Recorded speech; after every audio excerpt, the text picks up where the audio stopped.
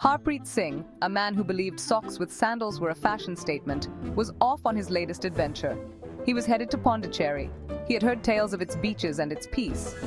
Harpreet, however, craved something more, the most bizarre samosa recipe in India. Armed with my lucky fanny pack and questionable taste in music, I set off. Harpreet's rickety scooter sputtered down the highway. He sang along terribly to old Bollywood songs. He imagined the perfect samosa. Spicy, tangy, and maybe a little bit magical. His journey was long. His enthusiasm, however, was longer. Perfect. The sun beat down. Harpreet's stomach started to rumble. He knew it was time for a break. He spotted a roadside chai stall. It seemed promising. Perfect. He exclaimed, parking his scooter with a flourish. Little did he know, his adventure was about to take a very strange turn. The chai stall was crowded. Truck drivers chatted loudly. A group of aunties gossiped over plates of pakoras. Harpreet, never one to shy away from a crowd, squeezed his way in. He ordered a cutting chai and a plate of samosas.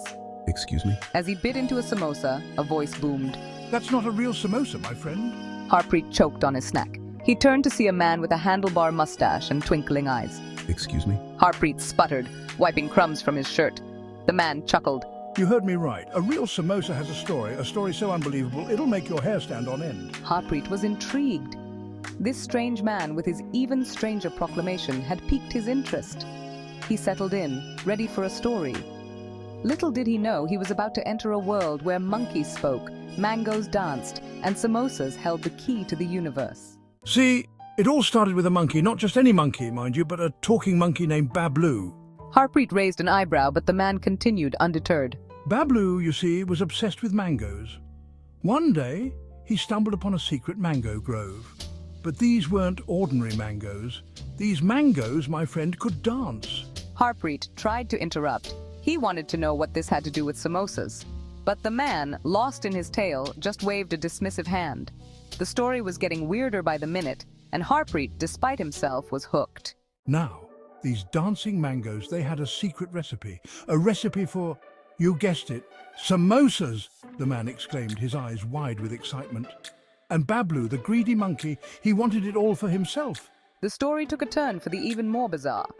The man spoke of a recipe hidden inside a mango, a chase involving a grumpy goat, and a grand finale featuring a Bollywood dance-off. Harpreet sat there, torn between laughter and disbelief. And that, my friend, the man concluded, is how Bablu the monkey invented the samosa. He leaned back, beaming, clearly very proud of his tale. Harpreet stared at him. Had he just imagined the entire conversation? It felt like he'd fallen into a Bollywood movie. He looked at the last samosa on his plate. Was it just his imagination, or did it seem to shimmer slightly? So, the man asked, what do you say? Quite a story, wouldn't you agree? Harpreet, still trying to process everything, could only nod dumbly. Don't believe everything you hear, my friend, especially from a hungry storyteller. He winked, patted Harpreet on the back, and disappeared into the crowd. Harpreet was left alone, shaking his head and chuckling to himself. The man was right. It was a good story.